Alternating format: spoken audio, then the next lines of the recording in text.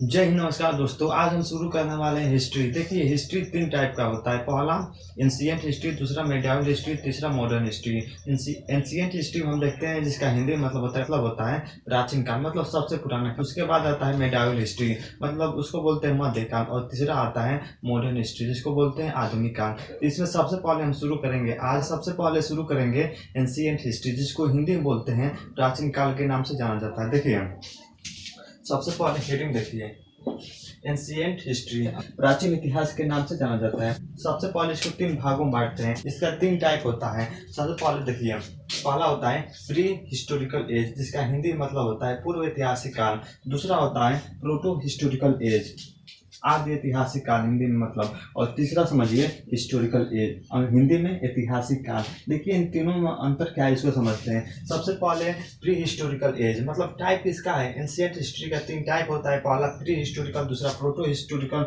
और तीसरा historical as. सबसे पहले समझते हैं प्री हिस्टोरिकल एज क्या होता है। देखिए, इसमें लिखित जानकारी का अभाव, मतलब मानव को पढ़ना लिखना कुछ नहीं आता था। सबसे प्राचीन इतिहास, मानव को कैसे भी बस खाना मिल जाए, उसका पेट भर जाए, बस यही इसका मकसद था। मतलब कुछ भी उसको बस शिकार करना जानता था और कुछ भी नहीं, मतलब बस खाने पीने, मतलब बस उसका पेट भर जाए उसी पर निर्भर था।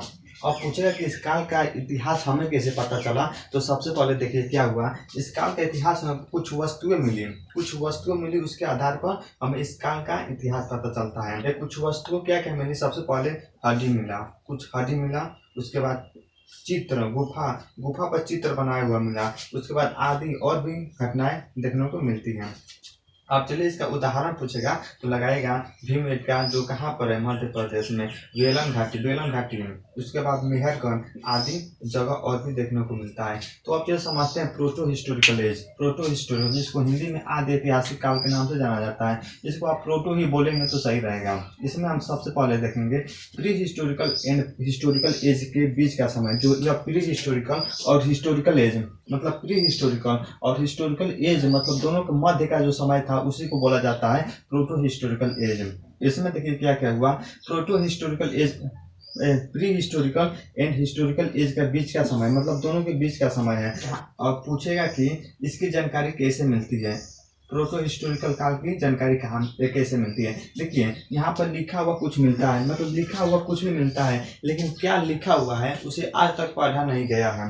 लिखा हुआ मिलता है, लेकिन क्या लिखा हुआ है उसे पढ़ा नहीं गया है। जैसे उदाहरण है सिंधु सभ्यता आदि, और उदाहरण का समझ सकते हैं। अब चलिए समझते हैं तीसरा हिस्टोरिकल एज, जिसको हिंदी में बोलते हैं ऐतिहासिक काल। ऐतिहासिक का मतलब समझिए लिखित जानकारी मिलती है, मतलब लिखित जानकारी मिलेगी। जो भी चीज़ यहाँ पर मिलेगा हिस्टोरिकल एज में लिखा हुआ मिलेगा। यह नहीं कि कोई गुफा पर या फिर ऐसा कोई लिपि लिखा हो जो समझ में नहीं आता है, ऐसा नहीं होता है। हिस्टोरिकल एज में देखिए कुछ भी हमें मिलेगा उस पर एकदम स्पष्ट लिखा रहेगा, उसी को बोलते हैं ऐतिहासिक काल। लिखित जानकारी मिलती है जिन्हें पढ़ा लिखा और समझा जा सकता है। जैसे उदाहरण लेकर समझिए वैदिक काल, और उसके बाद दूसरा समझिए मौर्य काल आदि, और उदाहरण लेकर समझ सकते हैं। यह है प्री हिस्टोरिकल एज। इसको हम तीन भागों में बांटते हैं। पहला होता है पैलियोलिथिक एज, दूसरा होता है मेसोलिथिक एज, तीसरा होता है नियोलिथिक एज। यह क्या होता है इसको समझते हैं, मतलब प्री हिस्टोरिकल एज का टाइप देखते हैं। तो अब चलिए समझते हैं पहला प्री हिस्टोरिकल एज, इसको समझते हैं। देखिए, सबसे पहले प्री हिस्टोरिकल एज। देखिए, इस समय में पत्थर का यूज होता था, और जिस काल में जिस पदार्थ का यूज होता था उस काल का नाम उसी पदार्थ के आधार पर रख दिया जाता था। तो जो प्री हिस्टोरिकल एज है इसमें पत्थर का यूज होता था, इसीलिए इसका एक और नाम है स्टोन एज। स्टोन मतलब होता है पत्थर, और एज मतलब काल, मतलब पत्थर के काल कहा जाता है, स्टोन एज के नाम से जाना जाता है। तो चलिए समझते हैं सबसे पहला। देखिए, इसका तीन टाइप होता है उसको समझते हैं। सबसे पहला देखिए पैलियोलिथिक एज। पहला होता है पैलियोलिथिक एज, जिसको हिंदी में कहा जाता है पूरा पाषाण काल के नाम से जाना जाता है। दूसरा मेसोलिथिक एज, मध्य पाषाण काल के नाम से जाना जाता है। और तीसरा होता है नियोलिथिक एज, नव पाषाण काल के नाम से जाना जाता है। चलिए अब देखते हैं समय देखते हैं इस पैलियोलिथिक एज का समय कहाँ से कहाँ तक शुरू हुआ और कहाँ से कहाँ तक ख़त्म हुआ। देखिए, जो इतिहास होता है इसमें टाइम जब हम देखते हैं तो टाइम इसमें शुरू होता है। जैसे मान लीजिए टाइम इसमें शुरू होता है, मान लीजिए 1 करोड़ 1 करोड़ से शुरू होगा, उसके बाद आएगा 50 लाख, 40 लाख, 30 लाख, 20 लाख, उसके बाद 10 लाख, उसके बाद जीरो। यहाँ पर जब जीरो आएगा उसके बाद शुरू होगा 1 2 3 4 5 6 7 8 9, मतलब ऐसे जहाँ तक जा सके वहाँ ले जाया जाता है, जहाँ तक जा सके वहाँ तक ले जाया जाता है। तो अब हम देखेंगे इतिहास में, तो इसका जो टाइम होता है पहले उल्टा शुरू होगा, मतलब पहले 50 लाख, उसके बाद 40 लाख, 30 लाख, 20, 10, 10 के बाद जीरो, और जैसे जीरो आएगा तब शुरू होगा 1 2 3 4 5, मतलब 100, 200, 300, 400, 1000, 2000, 10,000, मतलब आगे ऐसे ही जाएगा। तो चलिए देखिए इसका टाइम कहाँ से कहाँ तक शुरू हुआ, तो लगाएगा इसका टाइम जो होता है पैलेओलिथिक एज का टाइम होता है 20 लाख ईसा पूर्व से 12,000 ईसा पूर्व तक। मेजोलिथिक एज का टाइम कहाँ से कहाँ तक शुरू होता है, तो लगाएगा 12,000 ईसा पूर्व से 6,000 ईसा पूर्व तक। और जो होता है नियोलिथिक एज का समय कहाँ से शुरू होता है, तो लगाएगा 6,000 ईसा पूर्व के बाद का समय को रखा जाता है नियोलिथिक एज में। देखिए अब सबसे पहले पैलेओलिथिक एज में क्या हुआ, जो मानव थे उसे आदि मानव कहा जाता था। आदि मानव का मतलब समझिए, आदि मानव इसलिए कहा जाता था उन लोगों को कैसे भी अपना पेट भर जाए, मतलब पेट भरने प्राथमिक सेक्टर पर आधारित थे, मतलब कैसे भी कर सबसे पहले इनकी प्राथमिकता थी मतलब हमारा पेट भरे, मतलब हम जीवित रहें। तो सबसे पहले इसमें कहा गया आदि मानव, जो मानव थे वो मानव नहीं आदि मानव थे। जैसे आज हम लोग इतने विकसित हो गए हैं, तो जो आदि मानव थे वो ऐसे विकसित नहीं हुए थे, उनके ऊपर बाल और रहते थे, मतलब जंगल वंगल में रहते थे, गुफा उफा में रहते थे, मतलब उनको कैसे भी मतलब उनका पेट भरना असली मकसद था। उसके बाद देखिए जो आदि मानव थे कोई खेती नहीं, मतलब कोई भी खेती नहीं कर पाते थे, मतलब जानवर मार कर खाना यही उन लोगों का काम था। कोई खेती नहीं, घर अस्थाई नहीं, कोई घर अस्थाई नहीं, मतलब आज यहाँ रहेंगे कल वहाँ रहेंगे, मतलब ऐसे ही करते करते मतलब जीवन अपना काट रहे थे। उसके बाद देखिए क्या हो गया, भोजन शिकार पर निर्भर, भोजन जो था वो शिकार पर निर्भर था, मतलब कोई भी जानवर आता था उसको मार देते थे और खाते थे, मतलब कैसे भी पेट भरे, कोई भी जानवर हुआ उसको मारेंगे खाएंगे, शिकार मतलब करना जानते थे। उसके बाद समझिए पत्थर के बड़े औजार यूज होता था, मतलब पत्थर के बड़े औजार, मतलब औजार का मतलब समझिए मतलब मारने के लिए, शिकार करने के लिए, मतलब पत्थर का बड़ा यूज इस्तेमाल होता था इस समय में। तो जो मान लीजिए जब मान लीजिए पत्थर के बड़े औजार यूज होता था, तो बॉडी के लिए हम एक शब्द यूज करते हैं माइक्रो, तो इसीलिए इसका एक और नाम कहा जाता है माइक्रोलिथिक एज के नाम से जाना जाता है इसी को, किसी को पैलेओलिथिक एज को, क्योंकि पत्थर के बड़े औजार यूज इसमें होते थे।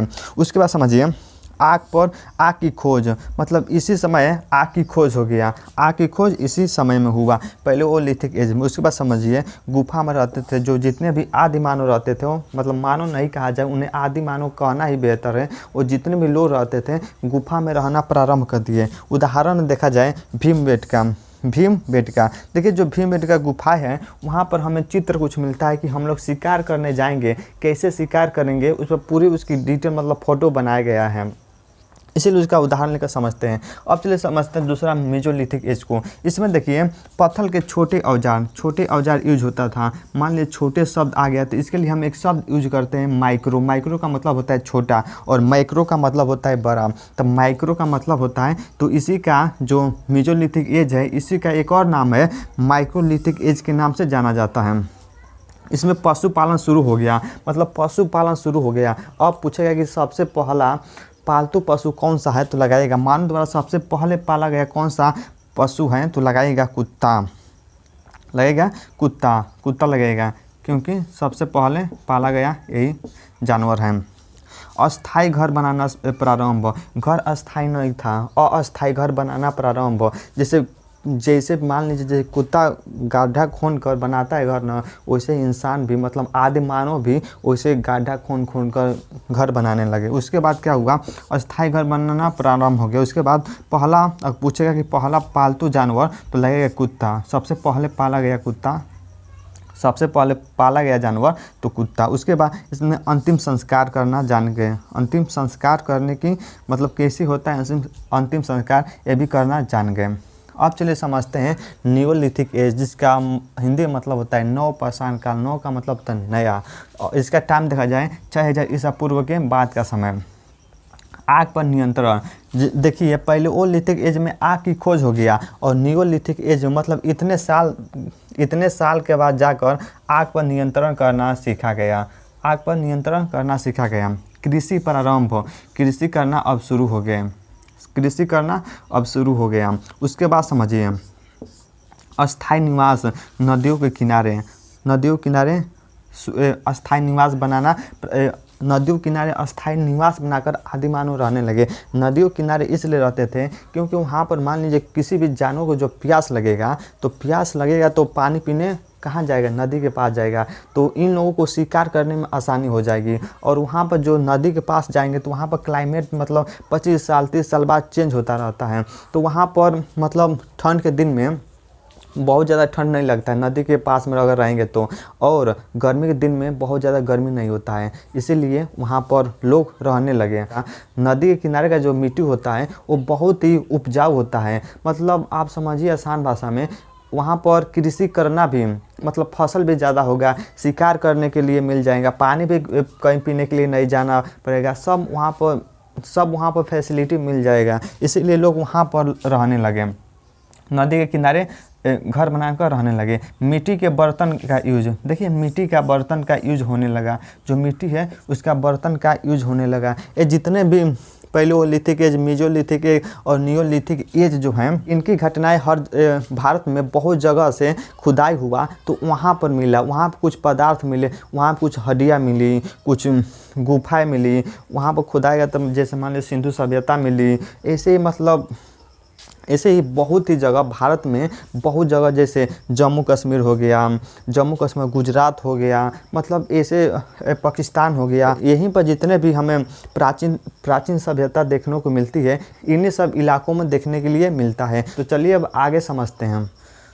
जो एंशिएंट हिस्ट्री प्राचीन इतिहास है, इसको हम 3 भागों में बांटे हैं। पहला प्री हिस्टोरिकल, दूसरा प्रोटो हिस्टोरिकल और तीसरा हिस्टोरिकल एज। अब समझेंगे कि मतलब कहाँ से यह इतिहास की जानकारी हमें प्राप्त हुई और किस किस वैज्ञानिक ने मतलब किस आर्कियोलॉजिकल ने मतलब खुदाई की और जानकारी दी। तो चलिए सबसे पहले एंशिएंट हिस्ट्री, इसको हम 3 भागों में बांटते हैं, pre historical age, proto historical age और तीसरा होता है हिस्टोरिकल एज। इसमें सर्वप्रथम खोजा गया स्थान, अगर पूछेगा में सर्वप्रथम खोजा गया स्थान किस व्यक्ति ने खोजा तो लगाएगा रॉबर्ट ब्रूस फूट।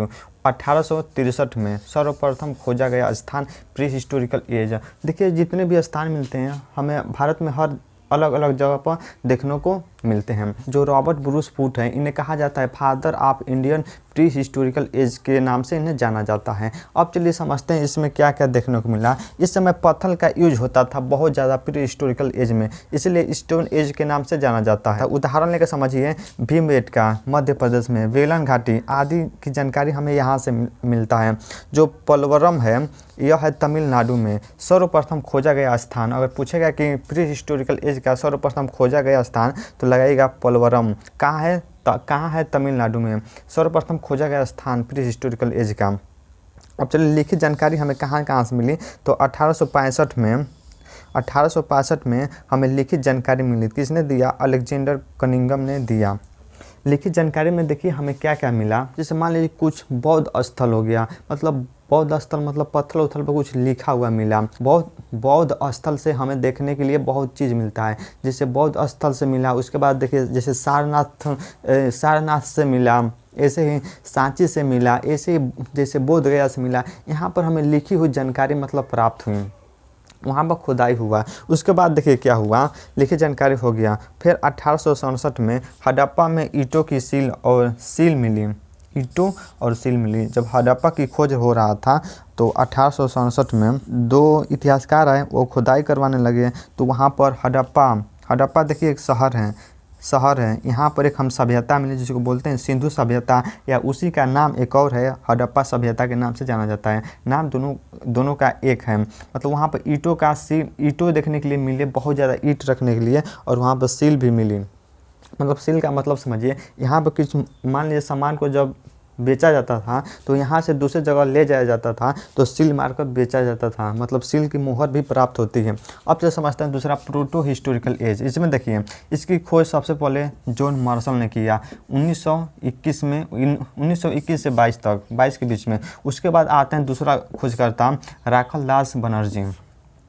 उसके बाद देखिए क्या हुआ, यहाँ पर एक लिपि मिली। लिपि का मतलब समझिए कुछ लिखित जानकारी मिली, लेकिन क्या लिखा हुआ मिला उसे पढ़ा नहीं गया, आज तक भी नहीं पढ़ा गया, लेकिन बस उसे देखा गया, रखा गया है कि उसमें क्या क्या चीज़ है, लेकिन पढ़ा उसे नहीं गया है। उसके बाद देखिए क्या हुआ, 1921 में दयाराम साहनी आते हैं और खुदाई करने लगते हैं। कहाँ पर? हड़प्पा। हड़प्पा एक शहर का नाम है और हड़प्पा में खुदाई की प्रारंभ कर दिया। तो यहाँ पर एक सभ्यता मिली। सभ्यता का मतलब समझ जाइए, लोग सबसे पहले कहाँ पर रहते थे, मतलब तौर तरीका उनका रहने का सबसे अच्छा मतलब तौर तरीका कहाँ था, उसी को सभ्यता बोला जाता है। उसके बाद समझिए क्या हुआ, हड़प्पा में खुदाई प्रारंभ करवा दी है। जब प्रारंभ खुदाई करवा दिए तो उसके बाद क्या हुआ, खुदाई करवाई है तो वहाँ पर सभ्यता मिली, जिसको सिंधु सभ्यता के नाम से जाना जाता है या हड़प्पा सभ्यता के नाम से जाना जाता है। उसके बाद 1922 में देखिए क्या हुआ, 1922 में एक और इतिहासकार जिनका नाम था राखल दास बनर्जी, यह क्या किए, यह मोहनजोदड़ो की खोज की है। मोहनजोदड़ो का मतलब होता है मृतकों का टीला। मतलब वहाँ पर बहुत से मृतक मिले, मृतक व्यक्ति मिले जिनकी बस हड्डियाँ बची हुई थी। उसकी खोज की है 1922 में राखल दास बनर्जी। उसके बाद देखिए क्या हुआ, एक और इतिहासकार आए जिनका नाम था जॉन मार्शल। जॉन मार्शल ने ऑफिशियली घोषणा कर दी पूरी मतलब विश्व के सामने कि हमने 2 सभ्यता की खोज की, पहला सिंधु सभ्यता और दूसरा मोहनजोदड़ो की हमने खोज कर दिया।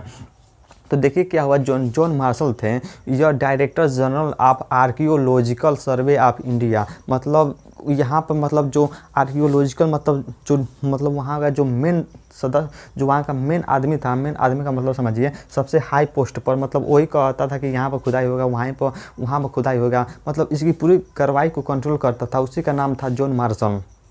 और इसी ने ऑफिशियली मतलब पूरे देश के सामने घोषणा कर दी कि इसने पूरे देश के सामने घोषणा कर दी कि हमने दो सभ्यता मतलब 2 चीज़ों की खोज की, पहला हड़प्पा सभ्यता और दूसरा मोहनजोदड़ो की खोज। हड़प्पा को बोलते हैं सिंधु सभ्यता के नाम से जाना जाता है।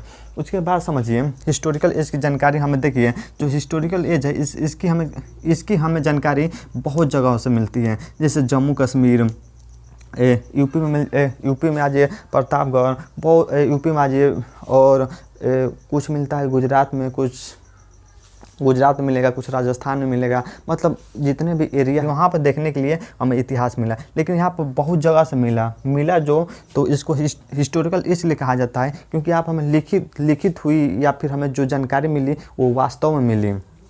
उसके बाद देखिए क्या हुआ, यहाँ पर मतलब एक जगह से नहीं, बहुत जगह से हमें जानकारी मिली। जैसे अभिलेख कुछ मिले, मतलब अभिलेख का मतलब समझिए कुछ पत्थर उत्थर पर लिखा गया हुआ, कुछ ग्रंथ मिले। उसके बाद कुछ लिपि मिली जिसको पढ़ा लिखा जा सकता, समझा भी जा सकता है। शिलालेख मिले, पत्थर पर लिखा हुआ मतलब कुछ मिला। आदि जब मिलने लगे तो इसी को हमने हिस्टोरिकल एज में रखा है। देखिए बहुत जगह से मिला। जो भारत में बहुत से राज्य हैं, जो जितने भी मान लीजिए नॉर्थ वाले ऊपर जितने आते हैं, जैसे मान लीजिए लद्दाख, गुजरात, पंजाब, राजस्थान और पाकिस्तान, मतलब यहाँ पर जाएंगे ना, इसके बीच में देखेंगे तो यहाँ पर जितनी भी सभ्यता या जितनी भी पुरानी चीज़ हमें देखने के लिए मिलते हैं। फिर आ जाएगा यूपी आ जाएगा, बिहार आ जाएगा, मतलब यहाँ पर मतलब भारत के हर जगह पर हमें देखने के लिए कुछ ना कुछ इतिहास मिल जाता है। इतिहास कुछ जानकारी हमें वहाँ पर मिल जाती है। लेकिन देखिए अगर हम पूरा समझने लगे तो कम से कम 15-20 वीडियो लग जाएगा इसको हम समझने में, इसीलिए हम पूरा नहीं समझ रहे हैं। सबसे पहले हम ऊपर समझे हैं, अब आगे हम समझेंगे सिंधु सभ्यता क्या होती है। अगर इसको पूरा डिटेल में समझा जाए तो कम से कम 15-20 वीडियो लग जाएगा इसको पूरा समझने में। हम आगे शुरू करेंगे, सिंधु सभ्यता क्या होती है उसको शुरू करेंगे। तो जय हिंद, नमस्कार दोस्तों।